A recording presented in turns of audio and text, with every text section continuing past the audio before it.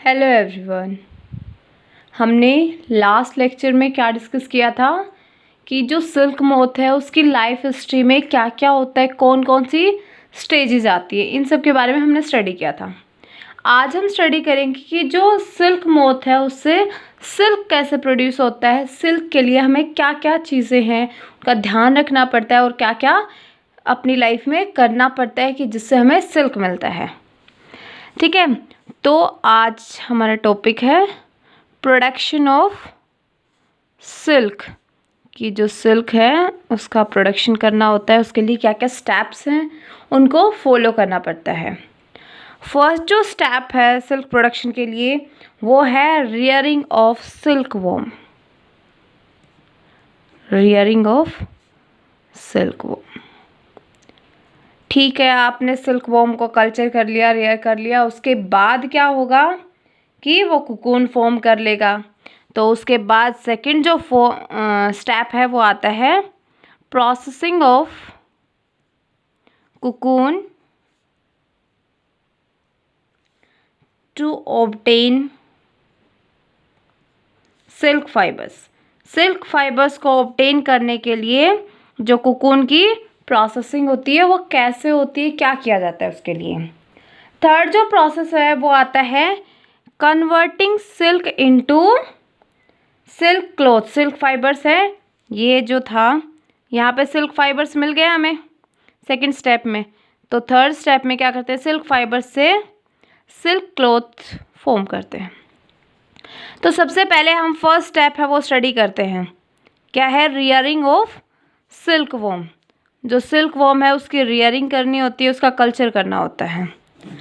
तो क्या होगा, जैसे ही सिल्क वॉर्म को रियर करते हैं, कल्चर करते हैं, कहाँ कल्चर करते हैं, लाइफ हिस्ट्री में हमने ये स्टडी किया था कि जो सिल्क वॉर्म होते हैं वो किसके ऊपर फीड करते हैं, मुलबेरी ट्री।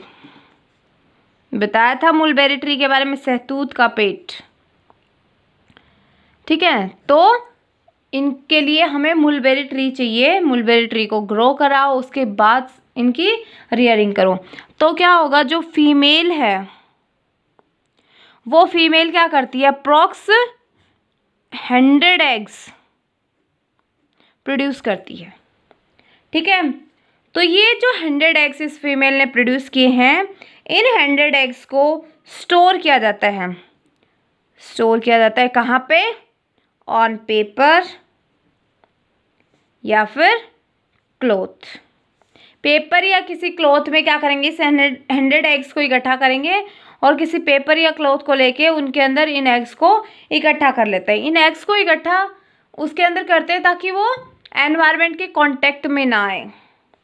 ठीक है, एनवायरनमेंट के कांटेक्ट में आएंगे तो डिफरेंट टेम्परेचर मिलेगा उनको, डिफरेंट ह्यूमिडिटी मिलेगी, जिससे कि ये भी हो सकता है कि वो एग्स हैं वो वैसे की वैसे डिग्रेड हो जाए, मतलब वो कंडीशंस नहीं चाहिए। हम इनको पेपर या क्लॉथ में रैप कर लेते हैं।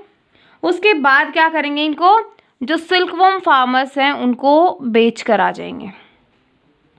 Sold to silkworm farmers. ठीक है, सिल्क वॉर्म फार्मर्स को जैसे ही हम बेचेंगे तो ये जो सिल्क वॉर्म फार्मर्स जो कि इनको रखते हैं वो क्या करेंगे, ये जो एग हमने इन्हें दिए थे, इन एग्स को ये कुछ कंडीशंस देंगे। वो कंडीशंस इनके लिए बहुत ज़्यादा इम्पोर्टेंट हैं।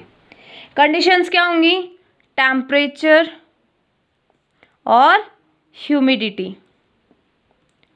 जो टेम्परेचर है वो भी सुटेबल टेम्परेचर होगा जो कि इनको रिक्वायर्ड है, और जो ह्यूमिडिटी है वो भी सुटेबल होगी, और इनको साफ़ सुथरा एनवायरनमेंट मिलेगा, हाइजीनिक एनवायरनमेंट मिलेगा। ठीक है, वहाँ रखा जाएगा इनको। तो इस सिल्क वॉर्म फार्मर ने क्या किया, इनको ये सारी कंडीशंस दे दी, टेम्परेचर, ह्यूमिडिटी और हाइजीनिक कंडीशंस। इसके बाद क्या होगा, जो एग्स हैं, एग्स को टेम्परेचर सुटेबल दिया है। कैसा टेम्परेचर, वार्म टेम्परेचर दिया है कि वो उन्हें गर्म कर सके। तो क्या होगा, जैसे ही इन एग्स को एक पर्टिकुलर टेम्परेचर मिलता है तो उस टेम्परेचर के ऊपर क्या करेंगे, ये इनमें हैचिंग हो जाती है। मतलब जो लार्वा है वो एग से बाहर निकल जाता है।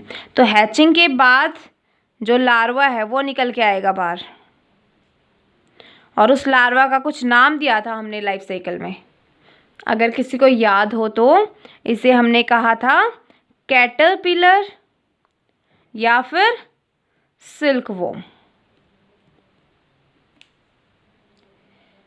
उसके बाद क्या होगा, ये जो कैटरपिलर और सिल्कवॉर्म है ये क्या करेगा, आराम से जो मलबेरी ट्री की जो लीव्स हैं इनके ऊपर फीड करेगा।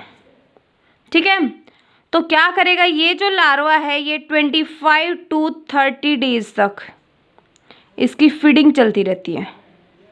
मतलब ये इस मलबेरी ट्री के लीव्स को खाता रहता है, और जैसे ही ये खाएगा वैसे वैसे इसकी ग्रोथ होती जाएगी। ठीक है, तो जैसे ही 25 to 30 डेज होती हैं उसके बाद इसकी फुल ग्रोथ हो चुकी होती है, और ये क्या करेगा, खाना खाना बंद कर देगा, स्टॉप ईटिंग। ठीक है, इसने खाना खाना बंद कर दिया। तो हमने ये भी डिस्कस किया था लाइफ हिस्ट्री में कि ये जैसे ही कंप्लीट फॉर्म हो जाती है कैटरपिलर या सिल्कवॉर्म की, तो तब क्या करता है, इसके हेड के अंदर 2 ग्लैंड्स होती हैं जो कि एक नेट प्रिपेयर कर लेती है अपनी बॉडी के बाहर, जिसको हमने कहा था कुकून, हार्ड कवरिंग थी। तो अब क्या करेगा, ये कुकून जो है उसको बुनना शुरू कर देगा, स्पिन कुकून। ठीक है, कुकून बनाना शुरू कर दिया। ये जो कुकून है ये 2 to 3 डेज में इसकी जो हेड की ग्लैंड्स हैं वो कंप्लीटली इसको प्रिपेयर कर देंगे। तो ये हमारा फर्स्ट स्टेप था। इसमें क्या किया, जो फीमेल थी उसने अप्रॉक्स हंड्रेड्स ऑफ एग्स दिए, उन एग्स को हमने स्टोर किया किसी पेपर या क्लॉथ के ऊपर। फिर ये पेपर या क्लॉथ के ऊपर स्टोर करके इनको हम बेचकर आगे मार्केट में जाके, कोई सिल्कवॉर्म फार्म में बैठा होगा वहाँ, उसको हम दे के आ गए। तो उसने क्या किया, उन एग्स को प्रॉपर कंडीशंस प्रोवाइड की, proper temperature, proper humidity, hygienic conditions. Hygienic environment means साफ सुथरा एनवायरनमेंट। जैसे ही इसको एग्स को ये सब कंडीशंस मिली तो एग से हैचिंग हुई। हैचिंग क्या होता है, एक प्रोसेस होता है जिसमें जो एग्स होते हैं उनके अंदर से लार्वा बाहर निकलता है।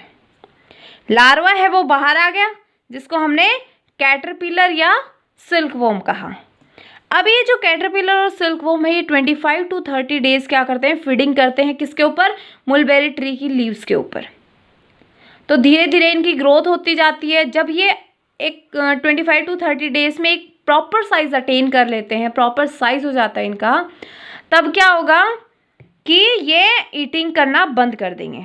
जैसे ईटिंग बंद की इन्होंने तो एक कुकून फॉर्मेशन भी स्टार्ट कर देते हैं, और 2 to 3 डेज में कंप्लीट कुकून है वो फॉर्म हो जाता है।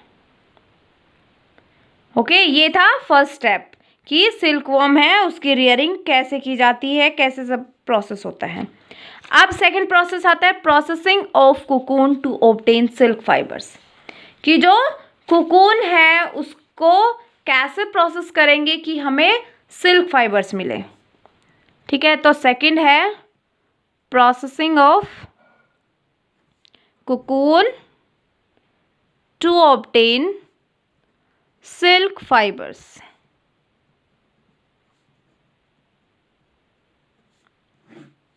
ठीक है, तो अब क्या करेंगे हम, जैसे कुकून फॉर्म हो गया, अब इस कुकून को या तो हम क्या करेंगे, बॉयल करेंगे, या फिर किसी जो स्टीम भाप वगैरह होगी तो वो भी तो गर्म ही होगी, उससे एक्सपोज कर देंगे, उसके नीचे रख देंगे,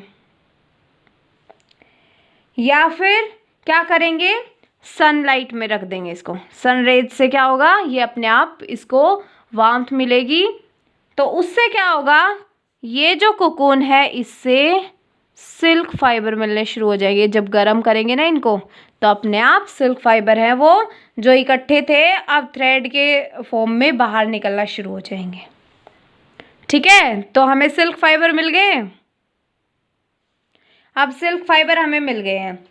ठीक है, तो ये जो प्रोसेस था कि जिससे हमने कुकून से थ्रेड ली हैं, कुकून से सिल्क फाइबर लिए हैं, ये जो प्रोसेस है इसको बोलते हैं रीलिंग, REELING, रीलिंग।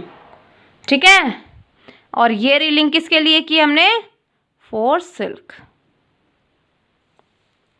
तो वो प्रोसेस जिसमें हम कुकून से सिल्क फाइबर्स हैं वो ऑब्टेन करते हैं, उस प्रोसेस को बोलते हैं रीलिंग। अब थर्ड प्रोसेस आता है कि ये जो सिल्क फाइबर्स हमें मिल चुके हैं, इन सिल्क फाइबर्स से हमें क्या तैयार करना है? Silk cloth. अब क्या करेंगे, ये जो सिल्क फाइबर्स है, इन सिल्क फाइबर्स को वैसे ही जैसे हमने वूलन को किया था, इसको हम ट्विस्ट करेंगे और ट्विस्ट करके क्या करेंगे, इससे सिल्क यार्न या फिर सिल्क थ्रेड है वो ऑब्टेन करेंगे और फिर उस थ्रेड को वीव करेंगे, बुनेंगे और उससे हमें क्या मिल जाएगा? Silk cloth.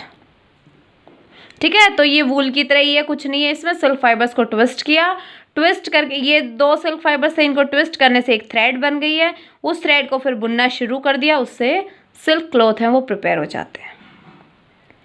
ठीक है, तो ये हमने पढ़ा कि ये 3 प्रोसेसेस होते हैं जिनके द्वारा हम सिल्क को प्रोड्यूस कर सकते हैं। अब सिल्क भी क्या होते हैं? 2 टाइप के सिल्क होते हैं, एक आर्टिफिशियल सिल्क होता है और एक नेचुरल सिल्क होता है। इनमें डिफरेंस क्या होता है? Artificial silk and natural silk, इनके अंदर क्या क्या डिफरेंसेस होते हैं? किस बेसिस पे हम ये फाइंड आउट कर सकते हैं कि ये आर्टिफिशियल सिल्क है और ये नेचुरल सिल्क है? जो आर्टिफिशियल सिल्क होता है वो बनता है वुड पल्प से। ठीक है, जो लकड़ी का गुद्दा होता है ना, उससे बनता है आर्टिफिशियल सिल्क। और नेचुरल सिल्क जैसे हमने देखा किससे बनता है? कुकून से। वुड पल्प से बनता है तो ऑब्वियसली कि जो प्लांट होता है उसकी सेलुलोज की बनी होती है, तो उस सेलुलोज के मॉडिफिकेशन से क्या मिलेगा हमें? Artificial silk. अब क्या होगा कि कैसे आइडेंटिफाई करेंगे ये आर्टिफिशियल? हमें ये तो पता नहीं चलेगा ये वुड पल्प से बनाया है, ये कुकून से बनाया है, हमारे लिए तो सिल्क सिल्क होता है। तो पता कैसे चलेगा? कि जैसे ही हम इसको बर्न करेंगे, तो बर्न करने से क्या होगा? जो स्मेल आएगी वो स्मेल होगी, जैसे हम पेपर बर्न करते हैं ना, वो पेपर बर्न की स्मेल होगी, वैसी ही स्मेल होगी एज इट इज़। लेकिन इसको जैसे ही हम बर्न करेंगे तो इसके अंदर जो स्मेल होगी वो कैसी स्मेल होगी? हेयर बर्न की स्मेल। आपके बाल निकाल के उसको बर्न करके देखना और एक इस नेचुरल सिल्क को बर्न करना, सेम स्मेल होगी दोनों में।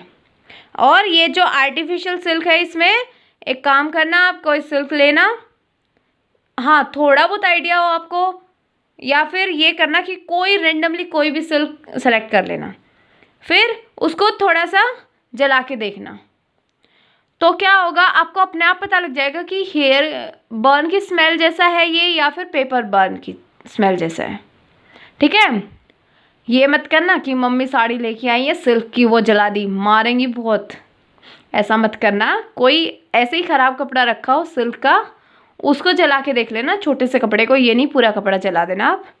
तो उससे आप इजीली आइडेंटिफाई कर सकते हैं कि ये आर्टिफिशियल सिल्क है या फिर नेचुरल सिल्क है। अब चलो ठीक है, सिल्क के कपड़े बनने शुरू हो गए थे, लेकिन ये सिल्क आया कहाँ से? किसको पता चला, कैसे पता चला कि जो सिल्क है उससे भी कपड़े बन सकते हैं और ये जो सिल्क है ये सिल्क वॉर्म से हमें मिलता है? तो इसकी डिस्कवरी सबसे पहले कहाँ हुई थी? तो हम देखते हैं डिस्कवरी ऑफ सिल्क। इसकी जो डिस्कवरी है वो हुई थी चाइना में। ठीक है, सबसे पहले चाइना में सिल्क के कपड़े बनने शुरू हुए थे, लेकिन ये समझ लो कि ये समझते थे कि और किसी देश में बताएंगे ही नहीं है, इनका जो देश है वो सबसे ज़्यादा डेवलप होगा। तो इन्होंने क्या किया? इन्होंने किसी भी देश को इस बारे में नहीं बताया कि सिल्क से भी कपड़े बन सकते हैं। तो डिस्कवरी कैसे हुई? एक एम्पायर था, ठीक है, महाराज, राजा, उसका नाम था हुआंग ताई। आपके पड़ोस वाली ताई नहीं, हुआंग ताई, ठीक है, उनका नाम था। इनकी एक महारानी थी, एम्पेरस, उसका नाम था साई लंगचाई। ठीक है। तो राजा महाराजा महल इतने बड़े बड़े होते थे, उनके महल के बाहर पार्क भी होते थे। कभी कोई मूवी या फिर सीरियल देखा हो तो उसमें देखे हो बड़े बड़े महल होते हैं, बहुत सारे पार्क भी होते हैं। तो क्या था कि इनका जो पार्क था उसके अंदर मुलबेरी ट्री थे, ठीक है, सहतूत के पेड़ थे। तो राजा ने ऑब्जर्व किया कि बहुत सारे पेड़ ऐसे हैं, बहुत सारे क्या, ऑलमोस्ट पेड़ ऐसे हैं जिनकी जो लीफ थी, जैसे मान लो कि ये मुलबेरी ट्री की लीफ है, तो इस लीफ के ऊपर यहाँ ऐसे छेद, ऐसे छेद, ऐसे छेद, ऐसे छेद हो रखे थे, ठीक है, पोर हो रखे थे उनके अंदर। बहुत सारी लीव्स है वो कट हो रखी थी, यहाँ से कट कर दी, यहाँ से कट कर दी, यहाँ से कट कर दी। तो उसकी जो लीफ है मुलबेरी ट्री की वो डैमेज हो रही थी। तो जो एम्पायर था, जो राजा था, उसने क्या कहा, उसने एम्पायरस से कहा कि find out the reason why the leaves of mulberry tree are damaged, कि पता करो कि ये जो मुलबेरी ट्री है इसकी जो लीव्स हैं वो डैमेज क्यों हो रही हैं, give me the reason behind this, ठीक है, कि जो डैमेज लीव्स हैं किसकी,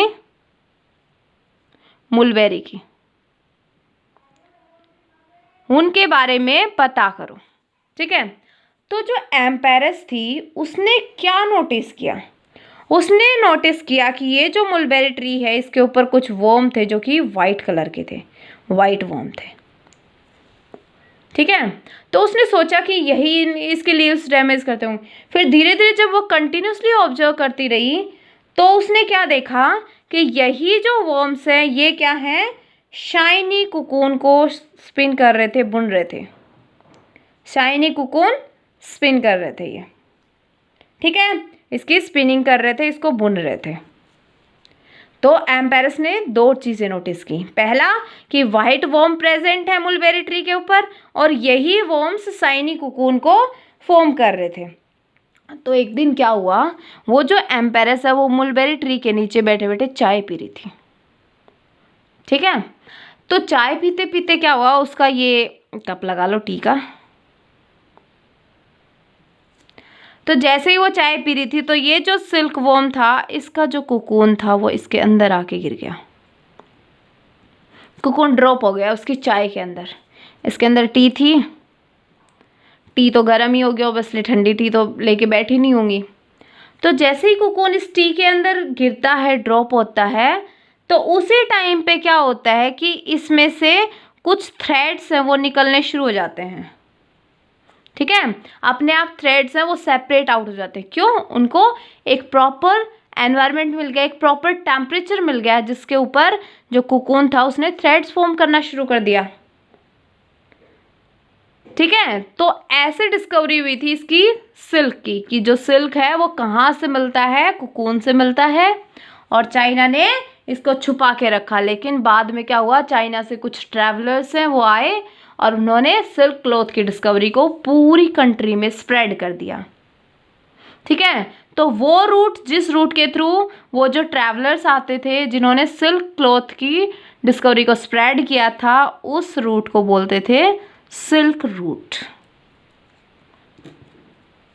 कि उस रास्ते से सिल्क आया था हमारे पास। क्यों, ट्रैवलर्स ने ही तो फैलाई थी ये बात, तो उनको सिल्क रूट कहा जाता है जहाँ से वो ट्रैवलर्स आते थे। तो हमने प्रोडक्शन ऑफ सिल्क डिस्कस किया, उसके बाद हमने artificial silk and natural silk इनके बारे में डिस्कस किया, फिर डिस्कवरी ऑफ सिल्क। होप्स आपको समझ आ गया हो। एक स्टोरी है, ये समझ लो कि आप बैठते हैं दादी अम्मा से स्टोरी सुनते हैं ना, तो वैसी ही ये स्टोरी है, आपको समझ भी आ जाएगी और याद भी रह जाएगी, ठीक है। तो आराम से स्टडी कीजिए। Thank you so much, be safe and be happy.